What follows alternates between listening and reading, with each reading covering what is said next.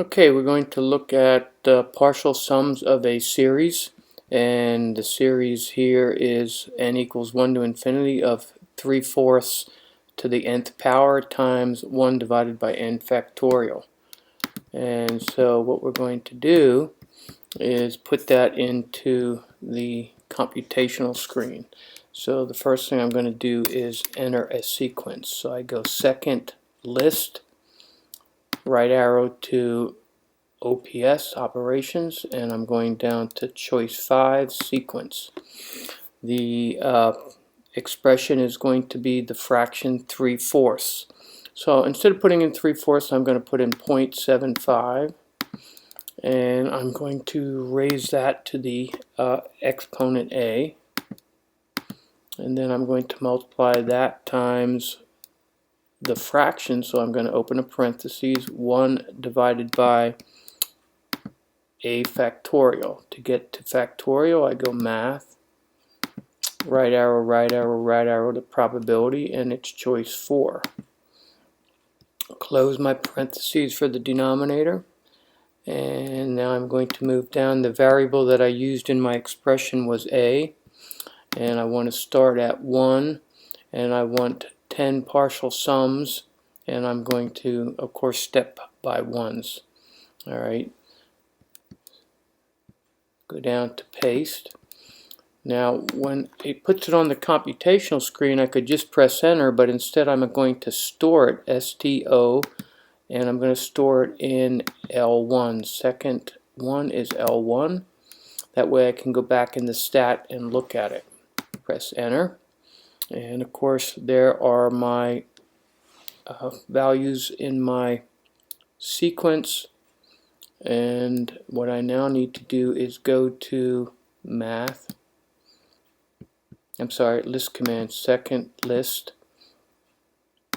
and I'm going to go to choice 6, which is the cumulative sum. Alright, so choice 6, the cumulative sum of the sequence that I just stored in L1, so I can just go second L1.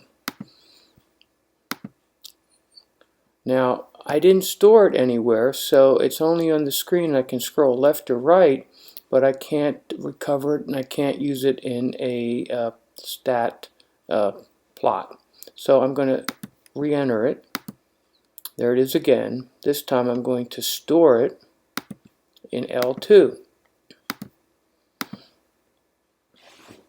Now, just so we can see what's happening, I'm going to go to the stat menu. So stat, edit, and there they are. So the first one, L1, contains the values of the series, and L2 contains the sum of the first term, the sum of the first two, the sum of the first three, the sum of the first four, etc. We also want to look at those partial sums.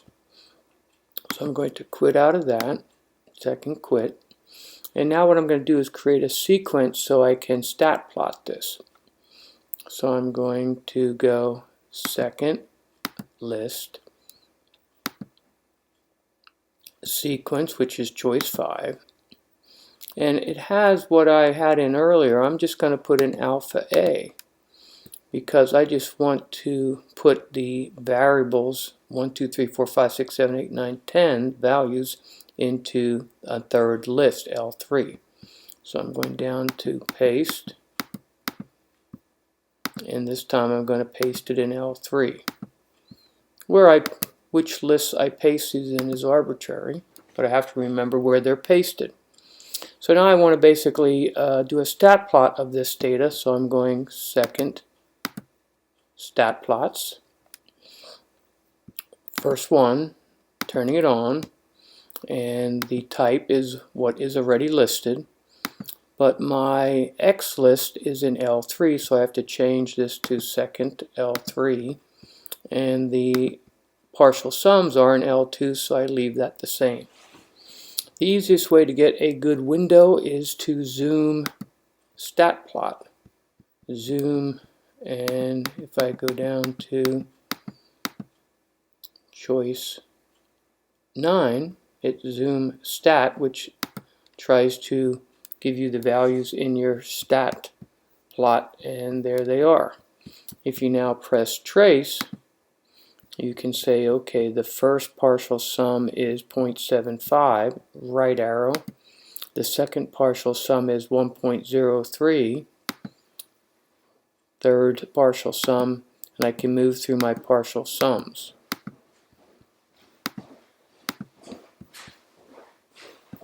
Stat edit, look at all the data at one time.